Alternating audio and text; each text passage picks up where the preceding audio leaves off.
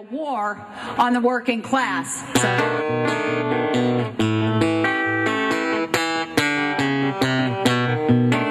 Listen up. We've got a war zone here today, right here in Hamilton. Are our unions here to stay? These multinational bastards don't use tanks and guns, it's true. They've declared a war on us. Fight back, it's up to you. Oh, it's a war on the workers. It's a war on the workers. Oh, it's a war on the workers. And it's time we started calling the shots.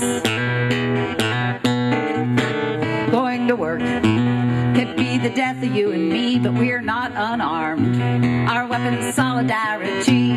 Jim Beals and Karen Silkwood, that list goes on and on. With every year that passes, countless thousands more gone. I'm with you. I think the journey is important to ensure that people are aware that there are many in our community that are harmed by the economic downturn and some of the manufacturing changes that are happening in our city and across the province. Even some of my own family members have been impacted by downsizing, U.S. Steel as well. But the reality is that many people aren't ready to do that, want to have gainful employment, want to keep working and provide for their families on an ongoing basis. So it needs to start now, that we start looking at not only now, but also 5 years from now and 10 years from now, so that we are providing the opportunities that this city and this province needs. To say it's a war on the workers when they talk privatization. It's a war on the workers and cooperation. It's a war on the workers when they talk flexibility. War on the workers. Every working stiff can see. It's a war on the workers. If they call you a team, it's a war on the workers. Better learn what to scream. It's a war on the workers. And in the United States, and I suspect in Canada as well, workplace flexibility means learning how to bend over backwards, stand on your head, and kiss your boss's ass at the same time. And that's a war on the workers. It's a war on the workers. It's a war on the workers, and it's time we started calling the shots. Where is the government of this province when the people of this province are going through the most difficult economic times in our history? War on the workers.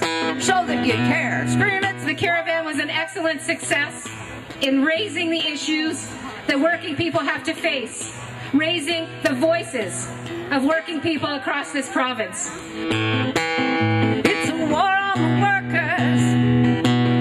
It's a war on the workers. It's a war on Social Security. It's a war on employment insurance. It's a war on labor standards. It's a war on child labor protections. It's a war on public education. It's a war on public everything. Thanks to GATT, NAFTA, the IMF, the World Bank, and the WTO, it's a worldwide war. Oh, it's a war on the workers. It's a war on the workers. Oh, it's a war on the workers. And it's time, sisters and brothers, you know, it's time right now. It's time we send Stephen Harper and McGinty. They are representative of many of the people that are feeling the impacts of the provincial and federal government every single day.